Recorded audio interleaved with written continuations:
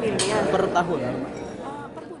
Kepala Balai Pengelolaan Kereta Api Ringan Sumatera Selatan Rosia, untuk penyempurnaan sistem terhitung pada 5 Oktober kemarin, pihaknya telah memperlakukan grafik perjalanan di mana operasional jam LRT dimulai pukul 6 hingga 22.05 waktu Indonesia Barat.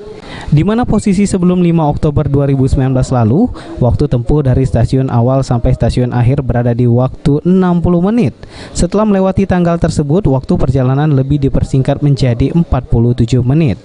Rosita mengatakan dalam hal ini mendekati waktu tempuh moda darat. Terkait waktu kedatangan antar kereta atau headway, sebelum paling cepat 24 menit, sedangkan yang terlama 48 menit. Namun dengan penerapan GPK waktu tempuh hanya 18 menit. Ditambah dengan diterapkannya sistem GPK berdampak pada peningkatan jumlah keberangkatan dari 58 perjalanan per hari, kini menjadi 74 perjalanan per hari. Aktivitas warga juga tidak terpatok dengan waktu, Bu. Itu mengantisipasi untuk headway juga.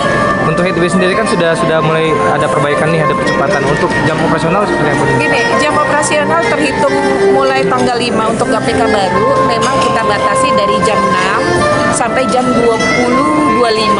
Nah, ini pengurangan dari jam pagi ini kita sedang memperbaiki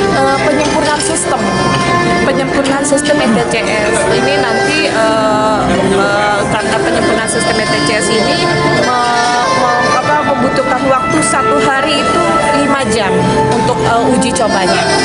Nah, sampai kita targetkan itu akhir November selesai.